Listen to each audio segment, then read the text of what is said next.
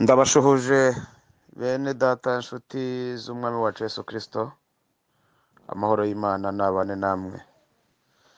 Ni mwene so Ev.Iribanje J Claude, tugiye kugana ijambo ry'Imana, Imana idushyize ku mutima muri uyu mwanya, kandi turumva twizeye ko iri budufashe ikadushoboza kutubashisha.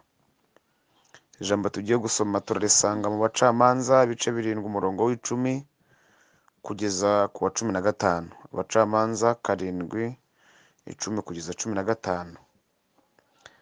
Haravuga ngo, kandi niba utinya kumanuka, jyana n'umugaragu wawe Pura muri urwo rugerero, mwumve ibyo bavuga, uhere kugira imbaraga, nuko manuka ujye mu rugerero.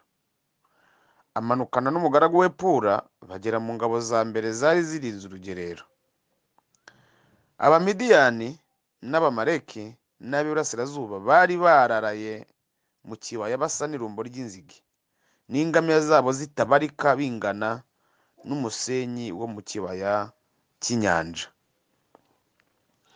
Nuko Gideyoni agezeyo yumva umuntu arotorera mugenzi we ati, umva ye, narose inzozi mbona irobe rya sayiri ritembagara mu rugerero rw'Abamidiyani, ryikubita ku ihema, iryo hema rihera ko rigwa rigaramye.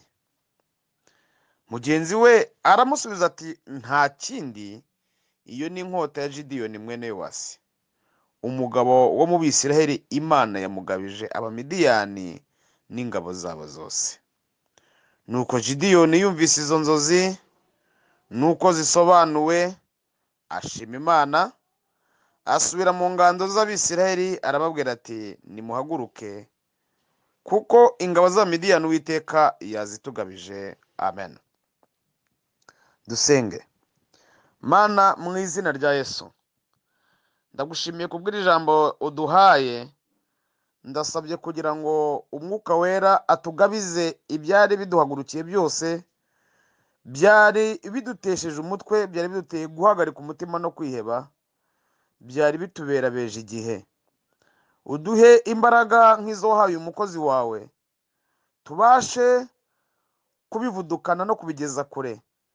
Umwuka wera w'Imana adushoboze gutinyuka ibyo twatinyaga, adushoboze kugera kure kuruta aho twayifuzaga ko twagera, kandi dusobanukirwe neza icyo uvuganye natwe muri iri jambo.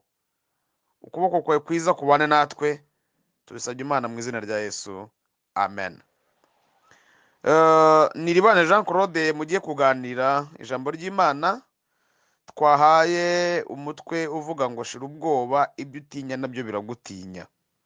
Shira ubwoba, ibyo utinya nabyo biragutinya. Ubwoba ni imwe mu ntwaro ikomeye Satani agira iruta izindi zose afite.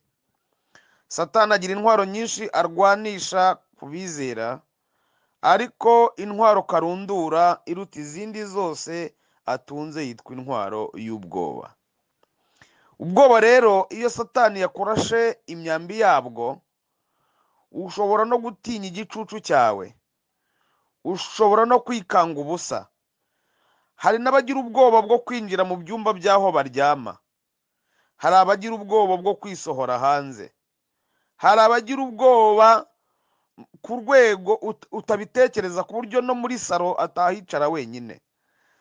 Ubwoba niyo ntwari ikomeye Satani agira, ashobora kurwanisha mu gihe bibaye ngombwa, kandi imyambi yabwo ni mibi. Ubwoba bushobora gukoresha umuntu ibyo atatekerezaga. Ubwoba bwagutera guhemuka, ubwoba bwagutera kwiyanga, ubwoba bwagutera gukora ikibi. Iterabwoba murabona uburyo rigiye rigira imbaraga cyane ku rwego rw'isi. Abantu benshi mu bihugu bitandukanye muzajya mwumva imitwe y'iterabwoba. Satani niwe uyikoresha ku rwego rwo guhagarika imitima abantu. Rero uyu munsi wa none ndagira ngo nze kukubwira ko ibyo utinya nabyo biragutinya. Burya ibyo utinya nabyo biragutinya. Imana itugire neza cyane.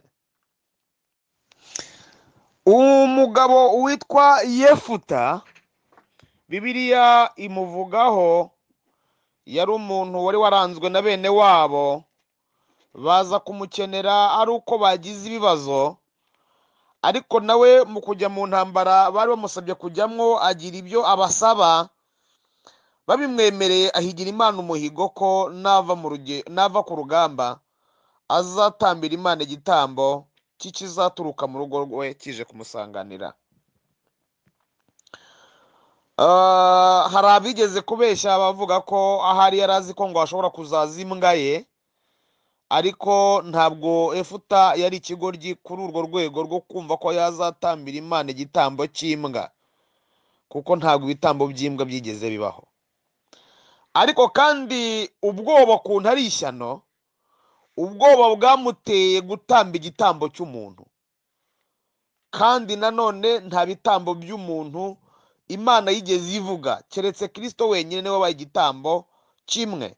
Muribuka ko n'icya Isaka Imana yacyanze.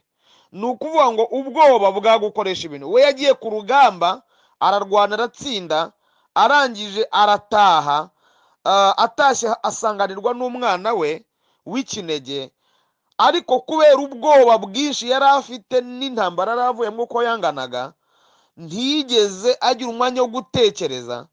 Imana imuha igihe cy'amezi 2 cyari gisabwe n'umukobwa we ngo ajye kurira ubukumi bwe, kugira ngo Yefuta abe atekereza ikindi gitambo cyasimbura umwana we, kugira ngo Yefuta toroma avanye ku rugamba ibishize.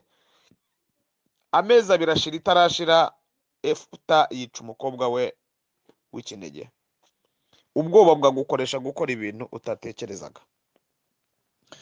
Uyu tuvuze rero we ni Gideyoni mwene Yowasi, uwo Imana yatoranyije mu muryango wa Manase. Nyuma y'imyaka itari mikeya, Imana ivuze yuko umuryango wa Manase nawe uzakomera, ariko uwa Efurayimu ugakomera kuruta.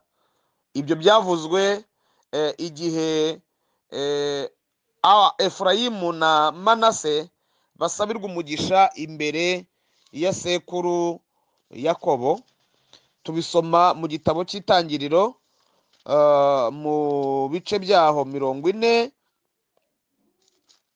mu bice byaho 49, aho Yakobo yaheshaga umugisha abana ba Yosefu. Ibice 48 uhereye ku murongo wa 13 ukamanuka. Aha niho Imana yavuze ko Manase wagombaga guhabwa umurage w'umwana w'imfura ntiyatowe icyo gihe, ahubwo hatowe Efurayimu. Ariko Imana ivuga ko Manase nawe azakomera.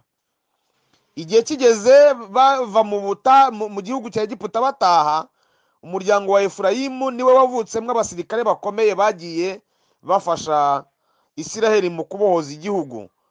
Ariko kuko Imana yaravuze no kuri Manase, iza kwibuka iryo sezerano, itoranya Manase, imutoranyiriza kujya gukiza Abisiraheli Abamidiyani bari babamereye nabi muri icyo gihe, nk'uko tubisanga mu gitabo cy'Abacamanza ibice byaho 6 umurongo wa 11, ugakomeza. Iyo nkuru yose ni inkuru ndende, uburyo Imana yamwiyeretse ikamubwira ko ari umunyembaraga, akabihakana, ikamubwira yuko iri kumwe nawe, akazana ibikomere by'uko iwabo nta kihavugwa cyiza.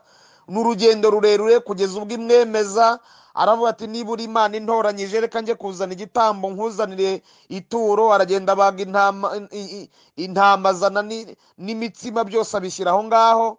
Birangira Imana imutoranije rwose, ayisaba ibimenyetso byose bihagije byo kujya kurwanya Abamidiyani, irabimuha byose byose byose, kugeza ku rwego atoranya ingabo zo kujya kurwana ku rugamba. Imana iramubwira ati ntabwo izo ngabo muzajyana, n'urugendo rurerure, izo nkuru turazizi. Ariko aho dusomye muri urwo rugendo rwose, guhera imuvugisha kuzageza aho yagaburiye Imana ikemera ituro rye, kugeza ubwo yisabye ibimenyetso 2 by'uruhu rw'intama yari yabaze, Imana ikabimuha, kugeza ubwo yagiye kwica gusenya iki gicaniro cy'iwabo cya Bayali, Imana ikamwiyereka ko ikagaragaza ko ari kumwe nawe. Ibyo byose byarinze birangira uwo bita Gideyoni mwene Yowasi atarashira ubwoba bwo kujya kurwanya abamidiyani.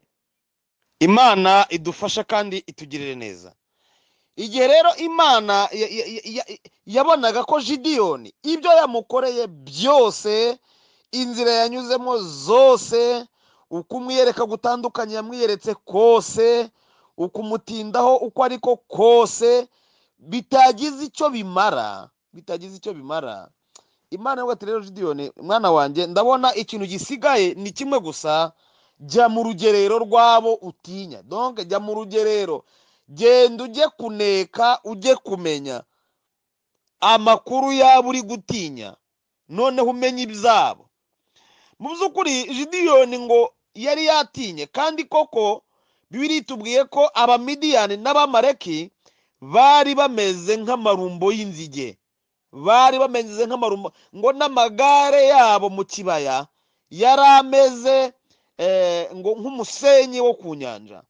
Ariko Imana ntiyakora ikosa yo kukohera mu banzi cyangwa se kukohera mu bibazo itabanje kwambura ububasha bwo kugira icyo byagutwara ibyo ari byo byose, ubwo ari bwo bwose. Gideyoni we ibyo yari arimo atinya, Imana yari yabanje gutera ubwoba ibimutinyisha mbere y'uko ubwoba bumufata. Ageze mu rugerero, niko twasomye, mu bintu byamutangaje ngo baragiye bajya mu ihema ku ngabo ziri ku burinzi, abantu bari kuri sekirite barinze bariyeri, bari aho ngaho. Izindi ngabo ziriyo ngiyo, abari ku burinzi babiri bari ku burinzi bw'aho urugerero rwabo rwari ruri. Ngo umwe ararota mukavamashyiga ni hagati ya 2:00 na 3:00, igihe abantu bava mu gikoni bajya mu nzu. Ndebera umuntu wari waryamye icyo gihe, birashoboka ko mu buryo bwa gisirikare hari igihe biba ngombwa ko umwe ashobora kuryama kare kugira ngo aze gusimbura ukanuye. Ibyo mu buryo bwa gisirikare hari abahita babyumva. Uwari waryamye mbere rero uri buze gukora mu masaha ya 8:00 na 9:00, undi nawe agatotsi kamwibye, arota ngo irobe rya Seyiri. Haleluya! Abona ngo irobe rya Seyiri, kandi iri robe rya Seyiri riri mu bintu Imana yari yahaye Gideyoni. Ngo aribona rimanuka ryiberanga, ngo rigwa ku ihema ry'abamidiyani, ngo ihema rigwa rigaramye. Wa mugabo sirikare ngo arashiduka, atangira kwikanga, aravuga ati mbonye ibintu bikomeye cyane mwene data, ati mbonye ibintu bikaze. Mugenzi we ngo ahita amusobanurira, avuga ati rero ibyo nta kindi ni inkota ya Gideyoni mwene Yowasi, Imana iradutanze mu maboko ye twese. Haleluya! Ngiki kintu gikomeye. Gideyoni arumirwa, aravuga ati kweri burya ndi gutinya baringa, ndi gutinya ubusa. Ibyo ndi gutinya bifite ubwoba buruta ubwo mfite, ibyo ndi gutinya bifite ubwoba buruta ubwo nagize. Arangije ngo arahaguruka, abwira abasirikare 300 ati nimuhaguruke. Haleluya! Nimuhaguruke dukinagize abanzi bacu, nimuhaguruke twirukankana ibyatwirukankanaga, nimuhaguruke twivuna umwasi. Uwiteka duhaye gutsinda iyi ntambara, ndabibonye, nabihishuriwe. Nagira ngo nkubwire ngo witinya ibiguteye ubwoba, nabyo bifite ubwoba. Witinya ibyo utinya, nabyo biragutinya. Hari igihe biratangaje cyane, biratangaje kubona ideni ufite rizi ko rizarangira, wowe ukaba utazi ko ideni ufite rizarangira. Biratangaje kubona ubukode ubamwo ubwabwo buzi yuko igihe bushigaje ku buzima bwawe ari gito, ariko wowe ukaba uzi ko ubukode butazagushiraho. Biratangaje kubona urubanza ugiye kubura narwo ruzi yuko ruzatsindwa, nabo mugiye kurana babizi ko bazatsindwa, ariko wowe ukaba ufite ubwoba bw'uko uzatsindwa urubanza. Biratangaje kubona ikigeragezo ufite kikubayeho, kigize igufwa ubwacyo, gishingiye ku masengesho umaze iminsi usenga, gishingiye ku kwiyiriza ubusa wiyirije, gishingiye ku bihe byiza umaranye n'Imana mu mutima ufite mu mutima. Cyo kizi neza ko kiri gutega zivamwo, kirimo kirangira. Ariko birababaje biranatangaje kubona nawe uzi neza ko ikigeragezo ufite kitazarangira. Imana ikubabarire, Imana ikugire neza. Shira ubwoba, ibyo utinya nabyo biragutinya. Gideyoni arahaguruka, ubwoba urashira, asimbukira mu ngabo, reka sinakubwira, agaba imitwe 3, arayiyobora n'imuri n'ibibindi n'amakondera, batsinda abamidiyani bakoresheje imbaraga z'Imana. Gideyoni aravuga ati mugende muvuga ngo kubwa imbaraga z'Uwiteka na Gideyoni. Baratsinda urugamba batarashe, ntawe bateye inkota. Imana iramutangaza, atungurwa no kubona planification y'urugamba, umuteguro warwo uko yawutekerezaga atari kuri. We yarazi ko bari buze kurwana bakoresheje inkota, ariko Uwiteka ye yateguye yuko ubwabo abo ari burwanye bari buze kwimaranira. Bari buze kwimaranira. Zirikana ko, haleluya, uko utekereza ikibazo ufite atari ko Imana igitekereza. Zirikana ko Imana ifite uburyo bwo kurangiza ikibazo cyawe kuruta uko wowe ubufite. Amariske menshi tujya tubamwo ni amariske ashingiye ku gushakira uburyo ibibazo dufite twabibonera igisubizo kirambye. Rimwe na rimwe ugasanga cya gisubizo twibwira ko turimo dushaka ahubwo kidutaye mu kaga k'iteka. Umuntu akaba mu bibazo, umuntu agahangayika, umuntu agata umutwe ku rwego ashobora ahubwo kwihambira no kwizirika.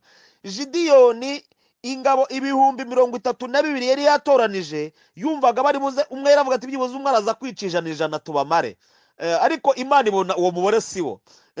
Arangije Imana 22,000 Imana ibikuramo, hasigara 10,000. 10,000 nabyo Imana ngo atigenda ku kagezi nkuremwo 9,700. Gideyoni asigara acanganyikiwe. Reka mbabwire, nimwitoze gukorera mu mibare y'Imana, kuko imibare y'abantu izadutahaga, izaduta mu makuba akomeye cyane. Imana idufashe. Ibyo utinya nabyo biragutinya. Ibyo utinya bifite ubwoba buruta ubwo ufite. We kugira ubwoba, shira ubwoba, utinyuke, gira uburyo uvugana n'ibibazo ufite. Iyo twagize imbaraga zo gushira ubwoba, ntabwo tuba tukivugishwa n'ibigeragezo, ahubwo twe turabivugisha.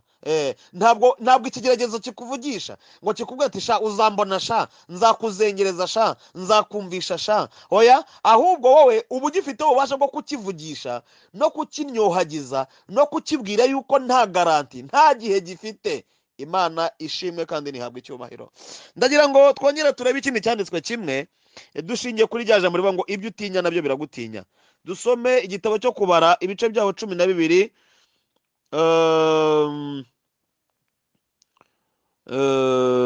turasoma ibice 12, umurongo waho turasoma ku murongo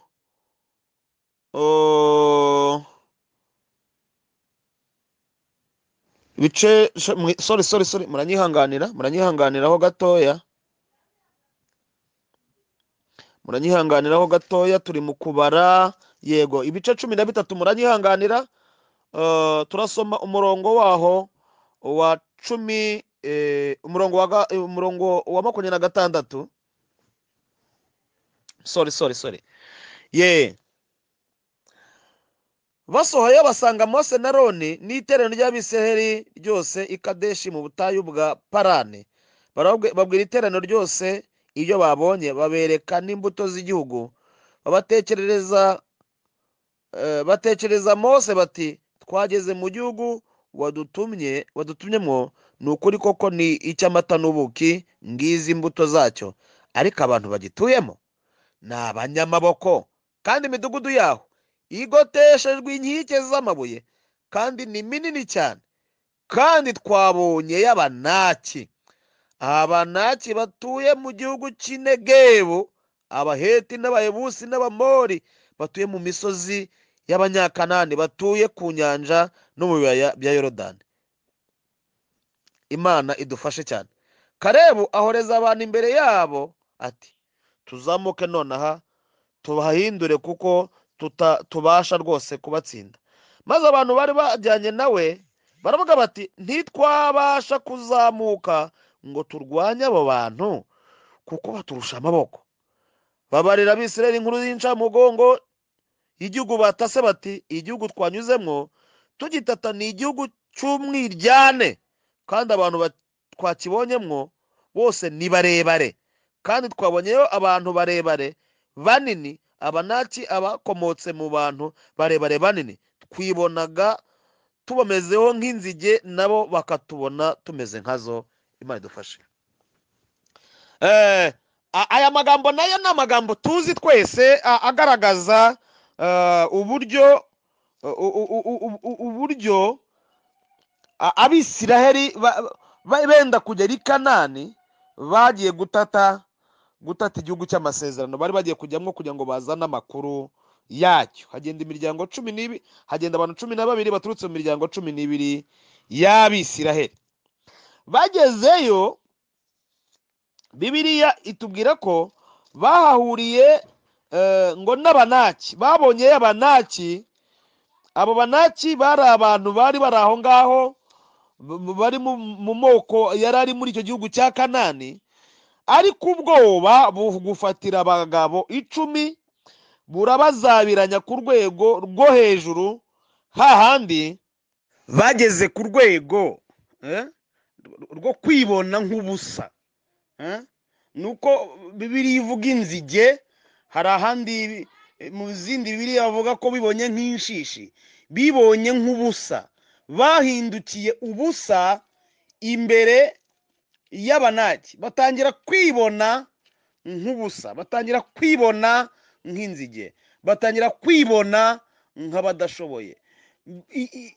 Donc ubwoba bubibagiza amasezerano, bubibagiza Imana yavuganye nabo. Haleluya. Iyo usomye mu gitabo cyo Kuva ibice 23 umurongo wa 20 ukageza ku murongo wa 30, harimo imirongo ivuga ko yari yarabasezeranyije ko bazarya abanzi babo ruto ruto, kwizaba bakiza ruto ruto. Iryo jambo Yosuwa yari yararizirikanye aho ngaho muri abo bari bagiye gutata yari arimwo, niwe wacecekesheje ba bantu, arababwira ati abo banaki barahari, icyo mwirinda mwe mwirinde kugomera Imana. Noneho we arabizerura, aravuga ngo tuzabarya tuzabarya nk'imitsima, kuko ntibagifite ikibakingira, nta kibakingira. Ubwoba bushobora gutuma ibintu Imana yamaze gutesha agaciro wowe ubibona nk'ibifite agaciro cyane, ibintu Imana yamaze guhindura ubusa. Kuko mu by'ukuri munyumve neza, ikigeragezo ufite, intambara ufite, ibibazo ufite, usibye kuba bishinzwe gusuzuma urwego cyangwa se igipimo cyo kwizera kwawe uhagazeho gusa, ubundi ibyo birabizi ko ntacyo bizagutwara, birabizi ko ntacyo bizagutwara, birabizi ko ntaho uzajya, birabizi ko n'amasezerano bavuganye n'Imana azasohora. Ibyo byazanywe gusuzuma gusa ngo birewe urwego uhagazeho mu kwizera Imana usenga, mu kwizera Imana ukorera. Birabizi rero, biratangaje kuba wowe uri kubifata nk'ibintu bizakuzahaza, bizakwica, bizaguheza umwuka, bizakurangiza.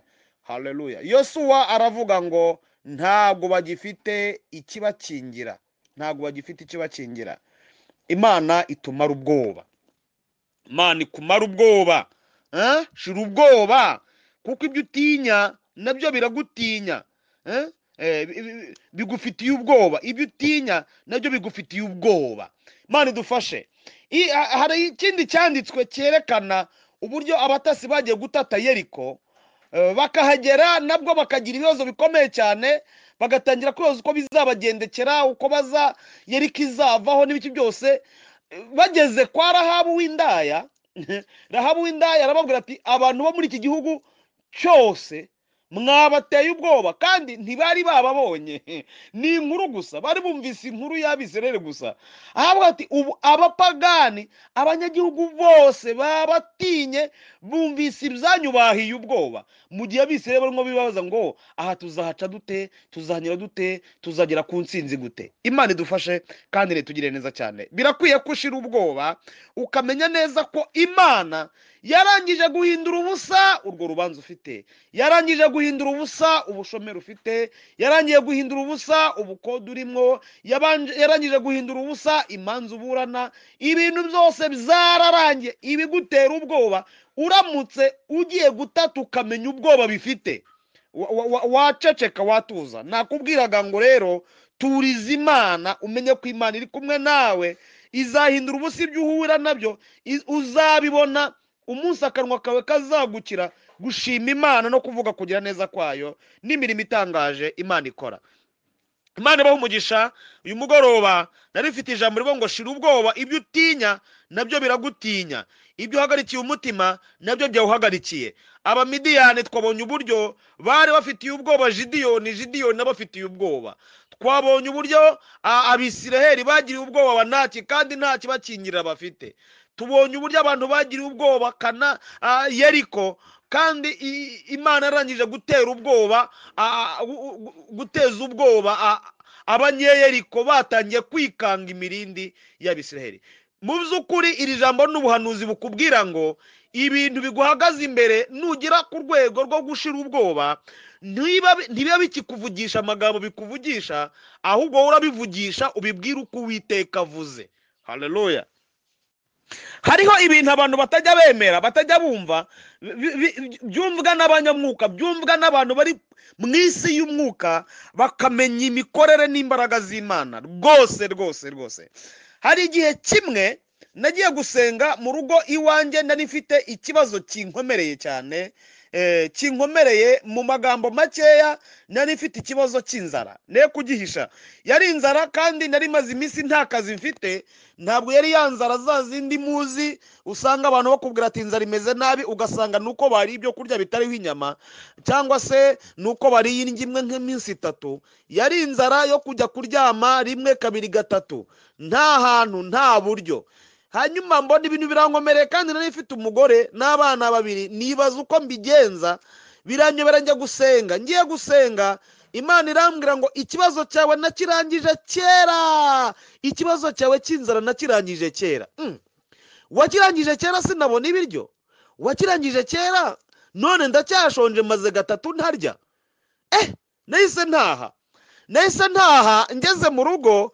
Nakoze ibintu bitakumvwa n'abanyabwenge muri no minsi, kuko ubwenge bwabaye bwinshi cyane mu bantu. Nakoze ibintu by'umwuka, nsohora. Ngeze mu rugo mbwira umugore n'Imana yambwiye ko ikibazo cy'inzara yagikemuye kera. Nuko ndangije nsohora amasahani, amasafuriya, ibikoresho byose byo mu nzu mbikoresha inama. Buri kintu cyose nkajya kimbwira ni wasafuriya we, ikibazo cy'inzara Imana kirangije kera. Buri kintu cyose ndakiganiriza, mbikoresha inama, mbiha amatangazo nari mpawe n'Imana. Nyuma y'iminsi itari mike y'Imana akoze igitangaza, mbona akazi, mbona icyerekezo. Imana itugire neza cyane. Muri uwo mugoroba nsenga ntyo, Imana yakoresheje umuntu anyereza amafaranga 50 mpahira abana. Kuva ubwo muri 2009 kugeza uyu munsi wa none, Imana yaturinze n'umuryango wanjye kandi tubeshejeho. Ndashaka kukubwira ngo shira ubwoba, ibyo ufitiye ubwoba nabyo bigufitiye ubwoba, kuko biza igipimo cy'amasengesho usenga. Ayo wasengeye mu ishyamba, ayo wasengeye mu mazi, ayo wasengeye bizi urwego uhagazeho mu gusenga no kubana n'Imana. Biza amasezerano ufite, birabizi ko byiriwe bitaraye, biraye bitiriwe. Nta mpamvu yo kugirira ubwoba ibibazo ufite, nta mpamvu yo kugira ubwoba abanzi bawe. Ukwiye gushira amanga, ukwiye gushira ubwoba, ugahagarara mu isi y'umwuka. Twabonye ko ubwoba bwa gukoresha ibidakorwa. Imana igufashe, ibyo wowe warakoze bidakwiriye, watewe n'ubwoba, Imana ikugire neza. Ndagira ngo ngusengere dusoze ijambo ry'Imana, dusoze inyigisho y'uyu mugoroba. Mana, mu izina rya Yesu sengesha imbere yawe, sengera buri muntu wese wabonaga ibimuhagaze imbere yarabiburiye uburyo, akumva amaherezo ye no kuzakorwa n'isoni no kumwara, akabona nta kindi kintu arindiriye, ndetse ibigeragezo afite byamuvugishaga amangambure ku rwego byari bimaze kumumenya ko ari umunyabwoba. Nabyo ubwabyo byaramenye ko ari umunyabwoba. Abadayimoni babikoreramo baramuhabuye, baramuteye guhagarika umutima. Ariko uyu mwanya, muri uyu masaha, turabyigobotoye, twigobotoye ngo iyo uburetwa y'abadayimoni, twatuye imbaraga z'Imana mu izina rya Yesu, twatuye kugira neza kw'Imana, twatuye gukomera kw'Imana, twatuye imbaraga z'Imana iturwanirira, dutesheje agaciro abamedi n'abaperesi, dutesheje agaciro ingabo ziduhagaze imbere, dutesheje agaciro ibigeragezo bitumazeho imyaka n'imyaniko, twatuye ko ugiye kuturengera mu izina rya Yesu. Urakoze kubyumvise, nufashe buri muntu wese twumvanije